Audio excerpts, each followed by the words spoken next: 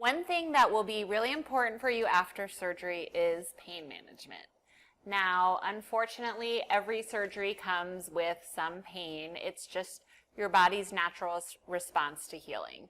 So our job is to try and smooth it out and get you to where you need to be. And that means able to get up and walk around, able to take deep breaths so you don't get pneumonia.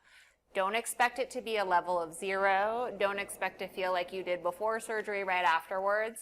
We just want to get it so it's manageable.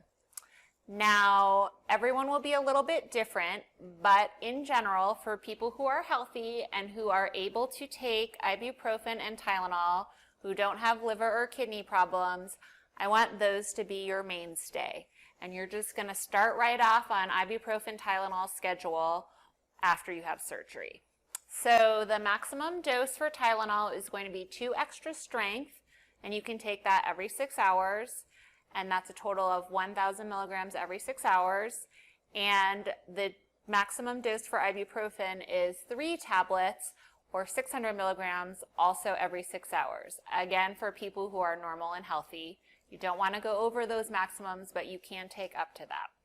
So what you want to do is alternate back and forth between that ibuprofen and Tylenol, so you always have something there. So once your Tylenol is coming down, your ibuprofen is going to take over. So for example, if you take your 2 extra strength Tylenol at noon, then at 3 you're going to take your 3 ibuprofen. And then at 6, go back to the Tylenol. 9, go back to the ibuprofen, and just stay on that schedule until you feel pretty good.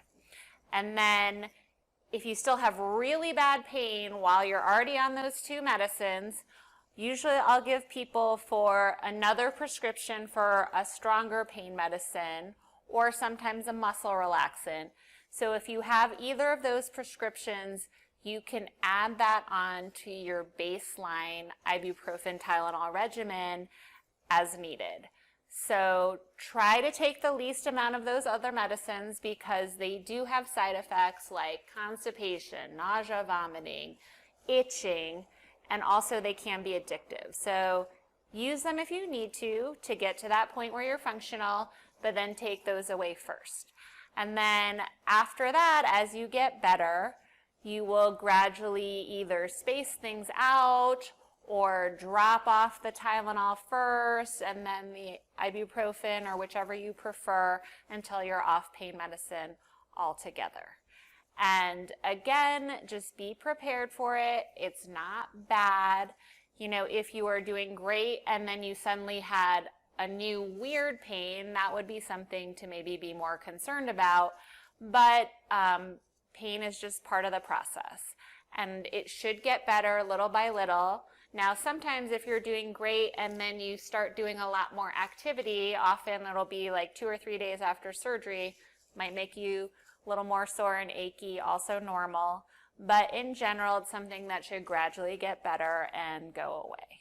And if you have other questions, obviously let us know and follow your particular instructions for your particular pain medicines.